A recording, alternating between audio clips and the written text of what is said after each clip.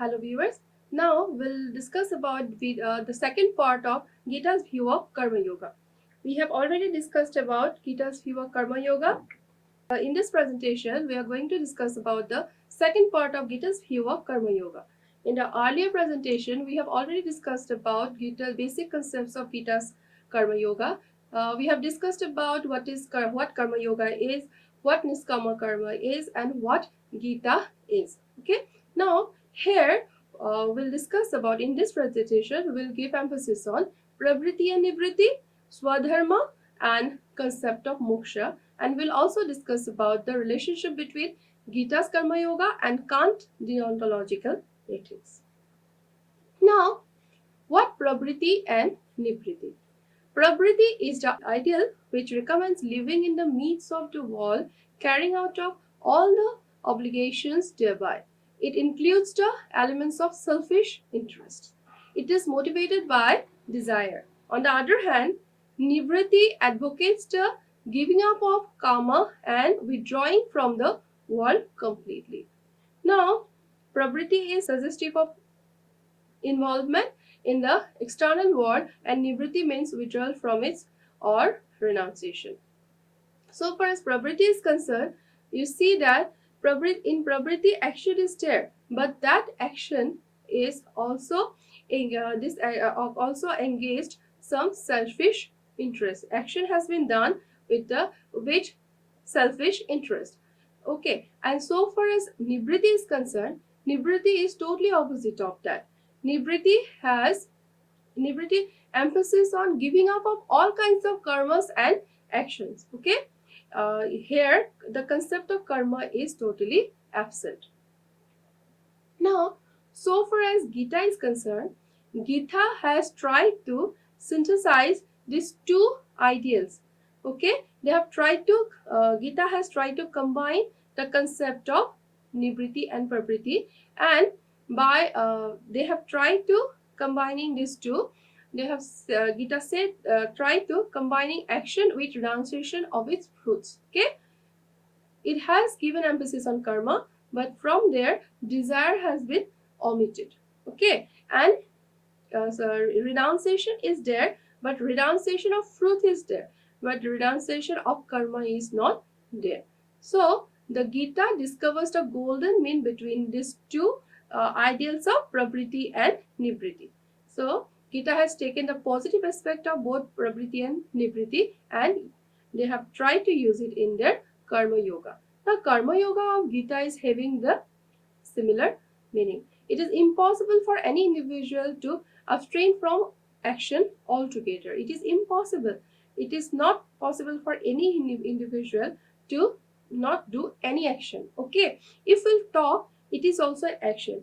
Okay, so if we have our food, that is also an action. So we cannot get rid of action altogether. But he who gives us all the fruits of action, he is said to be a relinquisher. Okay, now Gita does not discard any of the ideal, but by combining them refines them in a proper way. Now we'll know what Swadharma is. Okay, Gita has asked us to do karma, and how we'll do karma? For that they have presented the way of Nishkama karma. Okay, now we'll do Nishkama karma also, and it is also said that we are because we are part of Prakriti we are occupied by Prakriti, and we are occupied by three gunas of Prakriti. So we have to do action. We have to be active. Now, what is our duty actually? It is will find in Swadharma. Gita holds that man are the product of Prakriti, and the three gunas of Prakriti are present in man.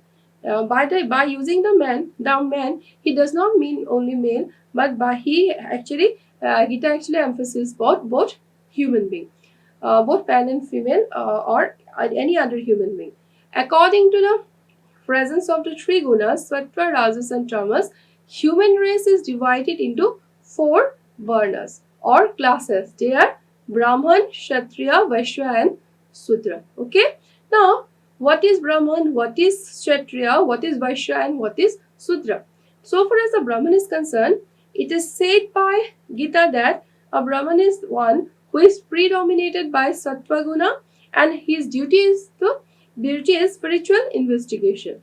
A Kshatriya is who is predominated by Rajas Guna, and his duty is to defend the kingdom from enemies and engage himself in martial activities. A Vaishya is predominated by Rajas and mixed Tamas Guna, and his duties are agriculture, trade, and commerce. And lastly, a Sudra, who is predominated by Tamas Guna, and his duty is to serve the above mentioned the upper classes. So, according to Gita,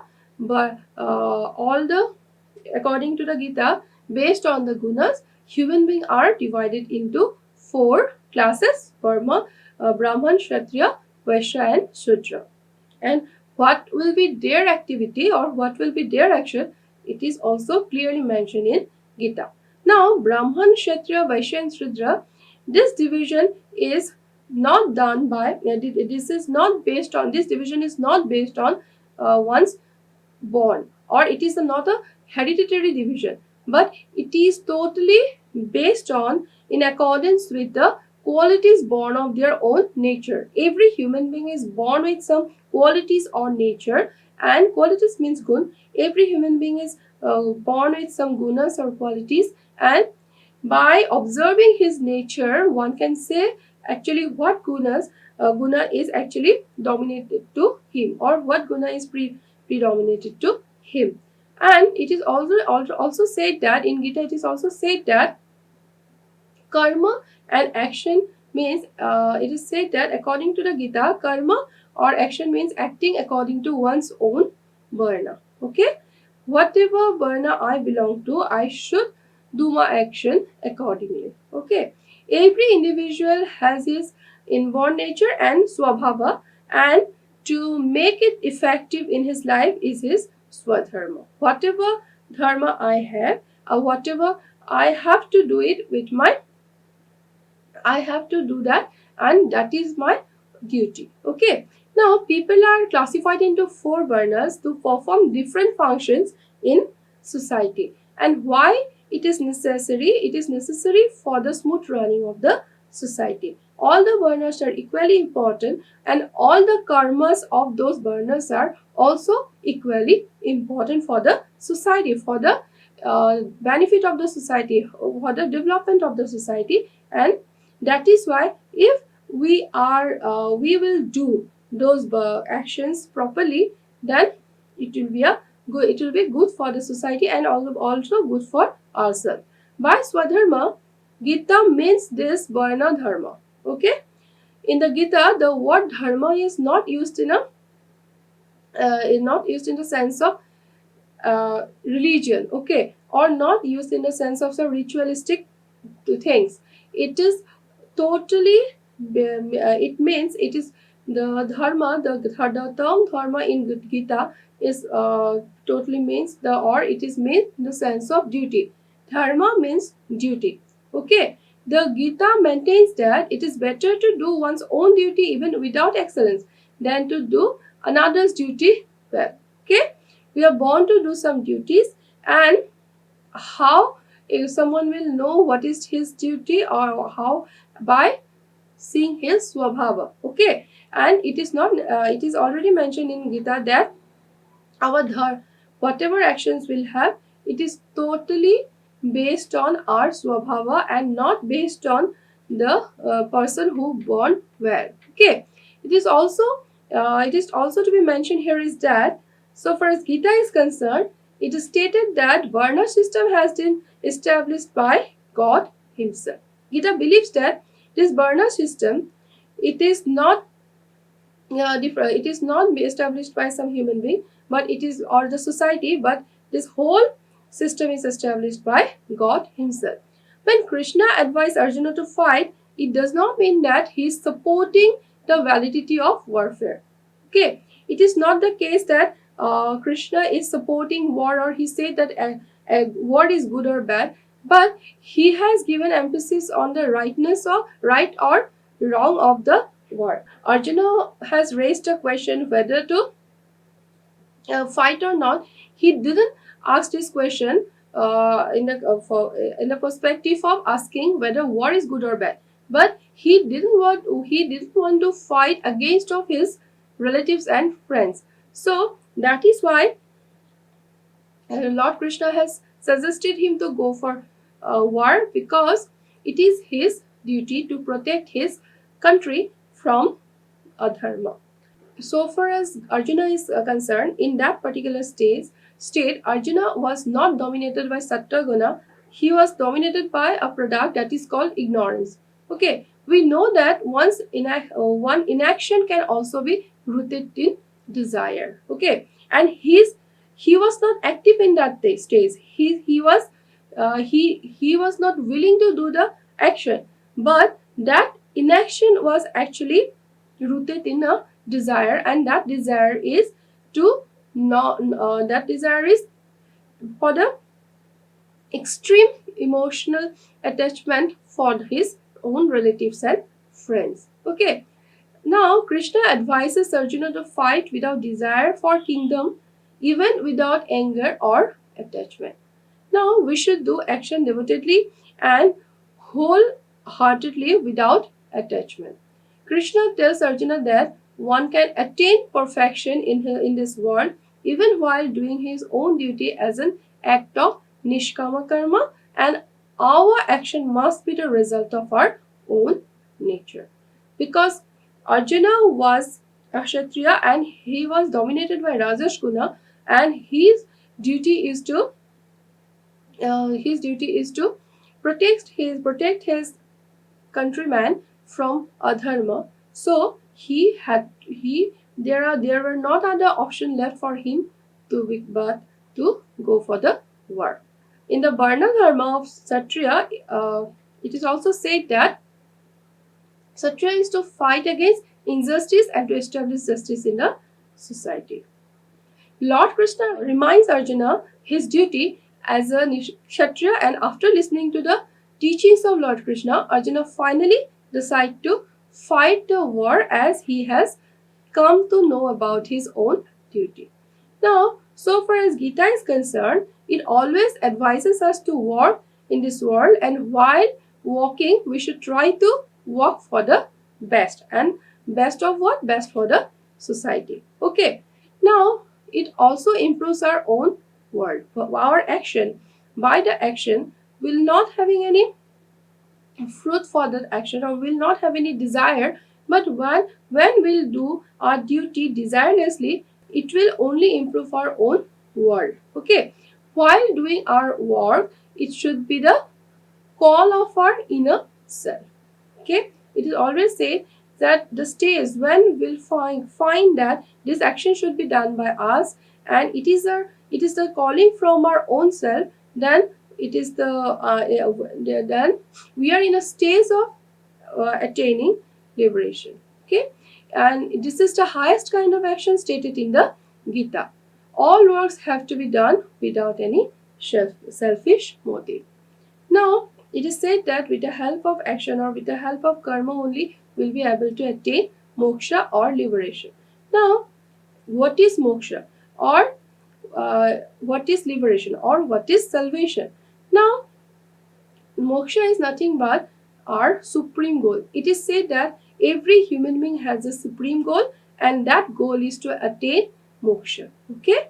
Now, so far as Gita is concerned, it is already we have said that Gita has given emphasis on moksha, and it is said that moksha is the ultimate goal of each and every human being.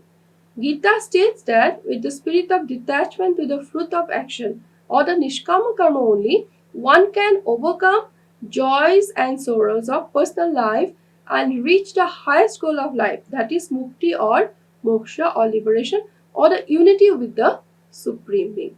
Okay, and what is the supreme being? That is the Brahman. That means with the help of nishkama karma, Atman can become unite with Brahman. Okay, a karma yogi is one who renounces his fruit of action and performs his duties in a disinterested way, and yogi is a stritapakya. What is Sthitapagya? It is stable in intelligence, who puts away all his desires of his mind and brings all the senses under his control. Okay. Now, I have already told that Gita believes the synthesis of three things. They are the knowledge, then action, and devotion. That means jnana, karma, and bhakti. Now, with the help of yoga, with the synthesis of all these three entities, with the help of yoga, one will be able to get the stage of Sthitapagya. Okay, and Sthitapagya means a yogi, or the follower of yoga. Sthitapagya is the yogi, and he has the capacity to control all the senses according to his own will. Okay, he has the capacity to control his mind and brings all the senses under his control. So it becomes possible for him to do a action without having the interest of fruit, or without having the interest of any result. Now, a Sthita Pragya attains the highest goal of human life, and that is the moksha. Okay. Now, a person who gets the state of Sthita Pragya, he can only attain the state of moksha, or a person who attains the state of moksha can be regarded to be a Sthita Pragya. Okay. It's a complete union with the divine. It is to be noted here that the Gita asks individual to continue to work even after attaining moksha and after attaining spiritual freedom.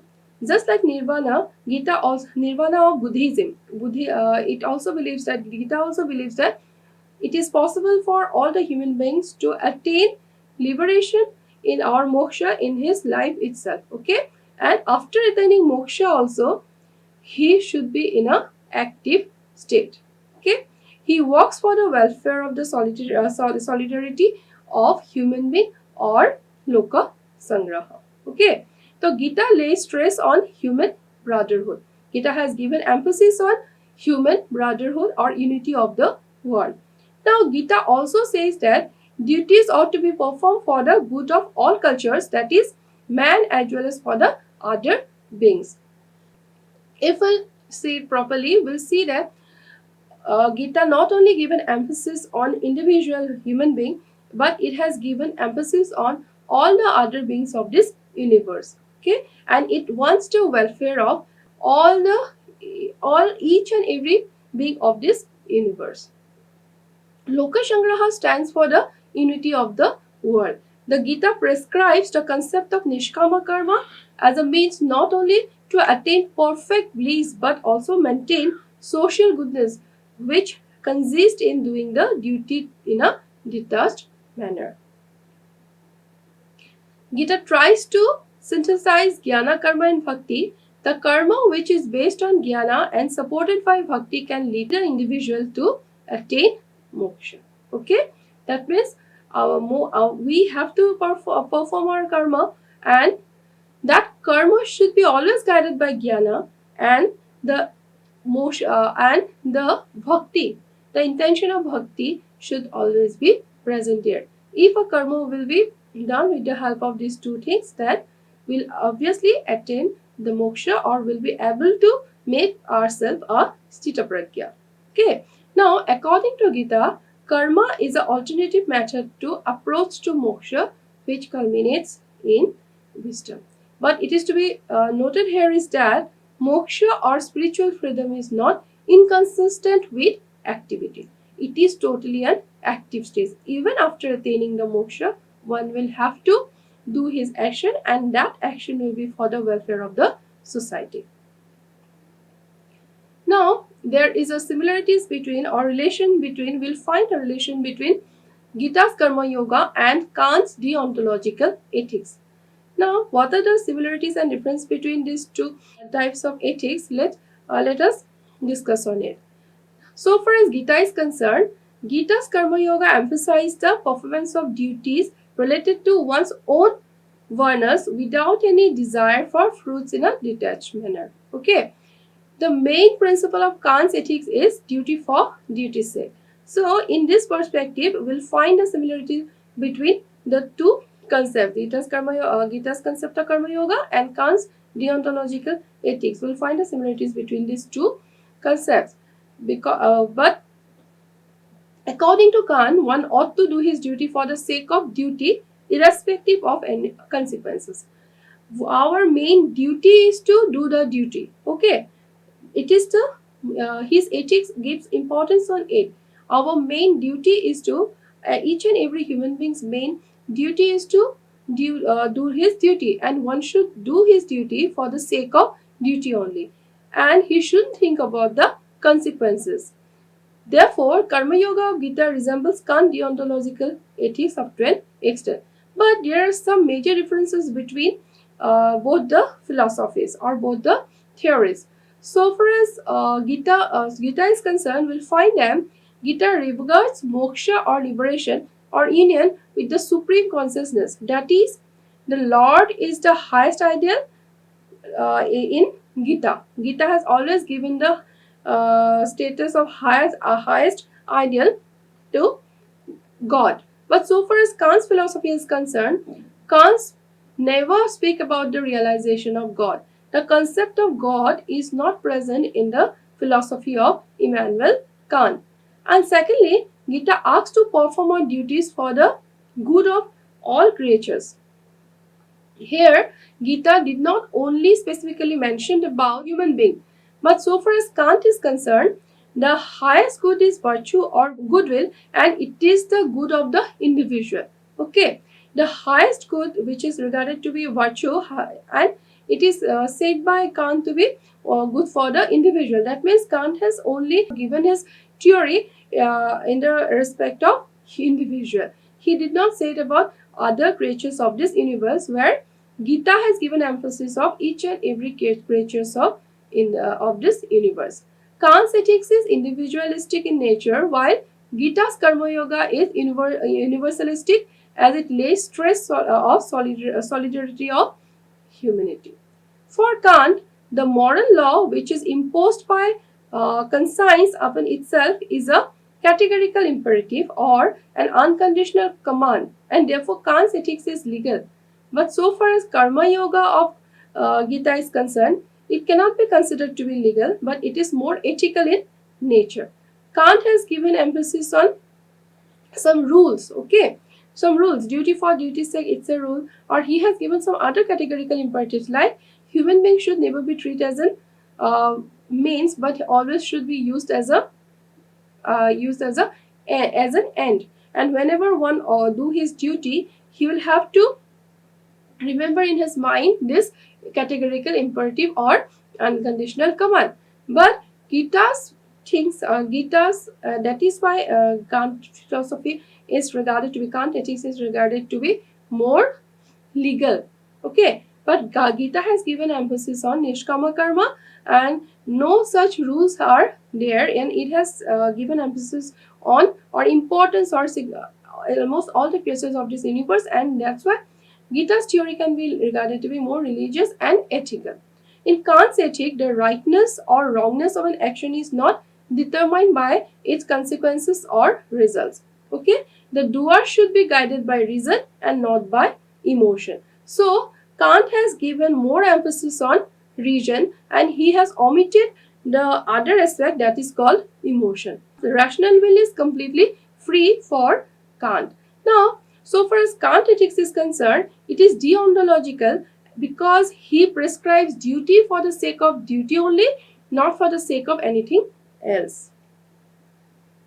But so far as Gita's Karma Yoga is concerned, you will find that it is teleological, as the Gita prescribes action as a means for the attainment of some end, and that end is moksha or lokasagraha. Obviously, Gita has asked us to not think about the fruit, but Gita has also given emphasis that with the help of nishkama karma, by doing that kind of karma, nishkama karma, we will be able to attain our ultimate will be able to attain the ultimate goal, and that is the, what is our ultimate goal or supreme goal? That is the moksha. So Gita's theory or Gita's Karma Yoga cannot be regarded to be deontological. It is teleological in nature. In the Gita, it is stated that God himself has established a Varna Dharma, but it is quite irrational. Okay, we cannot find this kind of theories in Kantian perspective. That is why this division of labor is a necessary requirement for smooth functioning of the human society. But the aspect of Varna Dharma is totally absent in the case of Kant, because in the concept of so far as Gita's concept of Varna Dharma is concerned, it is said in Gita that it is divided by or it is made by God himself. But the concept of God is totally absent in the theory of in the ethics of in the theory of Kant. Different classes of people perform different duties in society on the basis of the ability and interest, and it is said by Kant. Okay, according to Kant, division of labor is necessary for the requirement of smooth functioning of a society, and that division of classes of people perform different duties in society on the basis of their ability and interest. Okay, now it is also said that so far as Varna system is actually a social requirement which is good for a well balance of society, but the Gita has unnecessarily given divine section to the scientific principle of division of labor in society. And so far as Kant aspect is concerned, he has omitted the concept of God. So far as Gita's concept is concerned, Gita's Karma Yoga is something which is too essential for each and every human being in the society. And if we are going to follow Gita's concept of Karma Yoga, then it will be good for not only for us, but it will be good for the whole universe. But we can say that it is a drawback that Gita has mentioned that this division of labor is something which is made by God himself. The element of God which is absent in Kant, we can say here that that aspect can be slightly better. We can accept that concept rationally more. Now, I have already discussed about almost all the aspects of Gita. Now, let's give a or see the summary of what we have discussed in this presentation. The Gita, we have discussed here that the Gita discovers the golden means between two ideals of pravriti and nivriti. The Gita brings a synthesis of these two ideals by combining action with renunciation of its fruits. According to presence of three gunas, sattva, rajas and tamas, human race is divided into four varnas or classes. They are Brahman, Kshatriya, Vaishya and Sudra. And so far as Gita is concerned, it also says that Varna system has been established by none other than God himself. According to Gita, moksha is the ultimate goal of every human life, and Gita states that with the spirit of detachment to the fruit of action or the nishkama karma, one can overcome joys and sorrows of personal life and reach the highest goal of life, that is moksha or the unity with the Supreme. After attaining spiritual freedom, that is moksha, the individual works for the welfare of the creature, which is termed as the Lokachangraha in the Gita. So, this is in brief what we have discussed about Gita's Karma Yoga, and I think you have understood it proper way. And I think by having the proper knowledge of Gita's concept of Karma Yoga, it will also help all of you to apply it in your own life and will have a better life. Thank you.